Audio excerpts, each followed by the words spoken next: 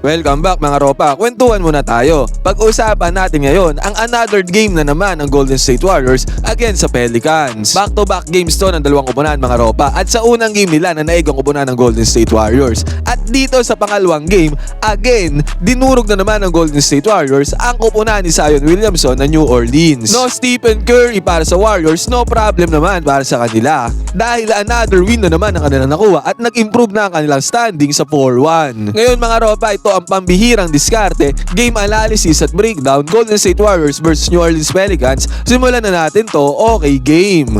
Dito sa game na to mga ropa, maganda ang defense na pinakita ng Warriors. Realistically speaking, 33 out of 90 ang kupunan ng New Orleans Pelicans sa field goals. Tumataginting na 36.7% lang yan, ang baba niyan. Kaya ang outcome, tinambakan talaga sila ng Golden State Warriors dito sa pangalawa nilang pag-aarap sa back-to-back games nila. Ang defense na gamit ng Golden State Warriors mga ropa, as usual, yung mga gamit din ng ibang teams, man-to-man defense. At the same time, nag-help defense din sila, nagro-rotate din sila ng tao pagka may kalabang sinusubukan sumalaksak doon sa paint. Dito sa game na to, good job para sa players ng Golden State Warriors dahil maayos yung rotation at close out nila sa depensa. Dito nga si Brandon Ingram ang nagmamando ng bola sa ibabaw at ang bumabantay sa kanya dito ay si Buddy Hield. Good defense so by Golden State Warriors. Tignan natin to, nasa ibabaw lang si Brandon Ingram at hindi niya man lang nagawang atakihin ang depensa dito ni Buddy Hield. At the same time, yung help defense dito ng Warriors, yung double team nila is very commendable. Kaya ang nangyari dito, naputukan ng shot clock sila Brandon Ingram.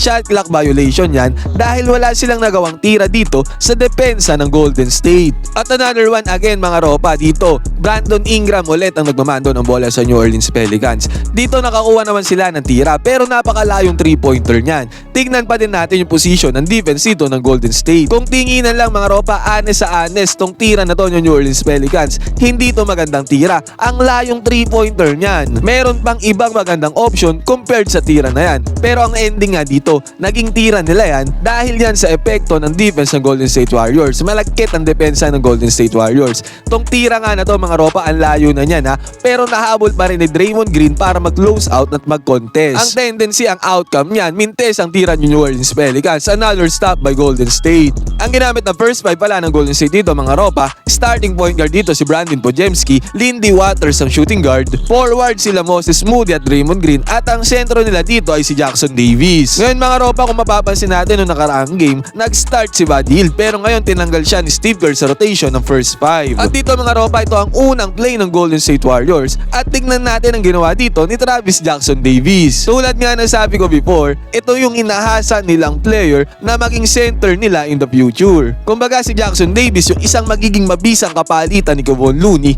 para hindi sila ma-short sa sentro. At medyo aggressive si Jackson Davis dito sa game na to. Nagtala siya ng 15 points together with 9 rebounds. Ang dali lang niyang iniwan ang kanyang defender dito gamit ang drop step, turn around, and then slam dunk na agad. Yan ang unang 2 points ng Golden State Warriors. Basket is good. Dahil may injuring tinamo si Stephen Curry ngayon, ay naging backup point guard niya dito ay si Brandon Podziemski. Bigyan papuri lang natin ang ginagawang role ni Brandon Podziemski dito para sa Golden State Warriors. Sa absence si Stephen Curry ngayon, mas nahasa pa ang point guard na to na si Brandon Podziemski para maging isang successful backup point guard kay Stephen Curry. Actually, nagtala dito si Brandon Podziemski ng tumataginting na 13 points, 8 rebounds at 7 assists. Almost triple-double performance yan para kay Brandon Podziemski. Maganda ang nakikita ko dito sa Golden State Warriors dahil yung roster nila nagiging malalim na yung bench. Nandito si Brandon Podziemski at the same time meron din silang backup shooting guard na recently lang nila na-discover na si Lindy Waters. Kumbaga ang kulang na lang talaga dito sa Golden State Warriors ay isang matibay-tibay na big man.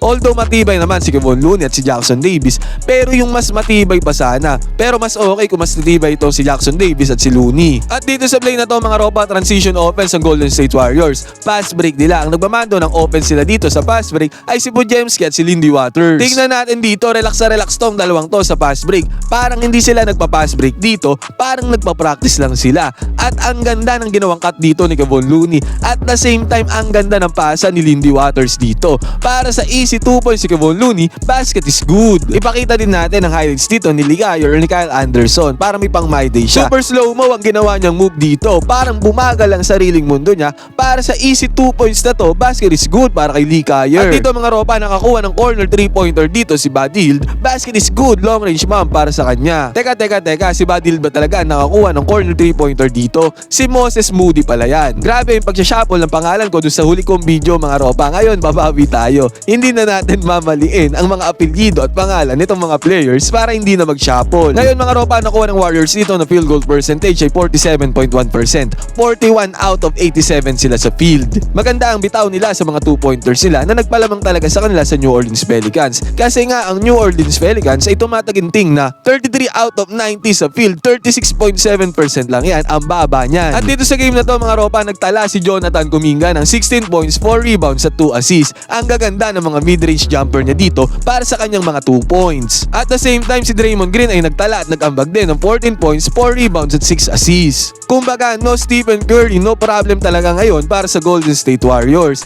Nagpabaon ba dyan si Draymond Green ang kanyang 3-pointer? Basket is good para sa long bomb. Samantala sa kabilang banda, naging bread and butter naman ng New Orleans Pelicans ay yung opensa ni Zion Williamson. Dito nga mga ropa, ang bumabantay sa kanya dito ay si Jonathan Kuminga. At later on, pinagtatloan siya dyan ng depensa ng Golden State Warriors. Pero hindi na-contain sa pagkakataon na yan ng Golden State ang offense ni Zion, kaya easy 2 points sa kanya kahit tatlo ang bumabantay. At the next one dito sa pagkakataon na to, si Draymond Green naman ang dumedepensa sa kanya. Pero take note mga ropa, dito sa may ilalim, sa may paint, si Draymond Green talaga ang bumabantay dito kay Zion para makontain ang batang ito. Pero sa pagkakataon din na to, nalamangan at nalusutan ni Zion Williamson ang depensa dito ni Draymond Green. What a move by Zion Williamson, basket is good, easy 2 points para sa kanya. Another one mga ropa, sabi ko nga, ang bread and butter dito ng New Orleans Pelicans ay yung opensa ni Zion Williamson doon sa may paint. Again, si Draymond Green na naman ang bumabantay sa kanya dito. Sa pagkakataon na to, pinutrip na ni Zion Williamson ang depensa ni Draymond Green doon sa may paint. Ang dali lang ng move na kanyang ginawa dito, pero dahil mataas ang elevation at pagtalon dito ni Zion Williamson, hindi yan naabot ni Draymond Green sa depensa. Ang outcome niyan, syempre, easy 2 points na naman para kay Zion Williamson. At dito another one, tignan natin yung ginawang pasa dito ni Brandon Ingram. Pinagulong niya lang yung bola dyan.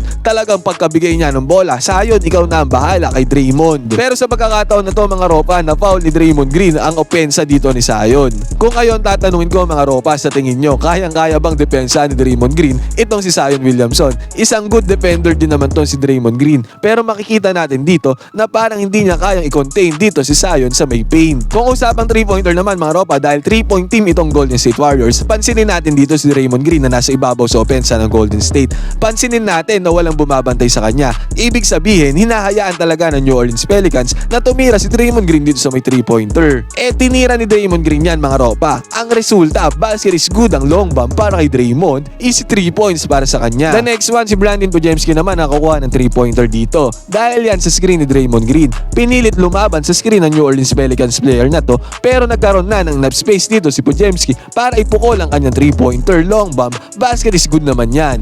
Take note mga ropa, 13 out of 38 ang Golden State Warriors dito sa may 3-pointer dito sa game na to. At dahil sa mas magandang shooting, magandang depensa ng Golden State Warriors, natambakan nila ulit ang New Orleans Pelicans dito for the second time, 104-89 ng score. Ngayon mga ropa, ano masasabi nyo sa Golden State Warriors? Napakalakas ng kanilang simula ngayong season. 4-1 na sila sa standings. Pwede kayong mag-comment dyan sa baba para makapagkwentuhan tayo.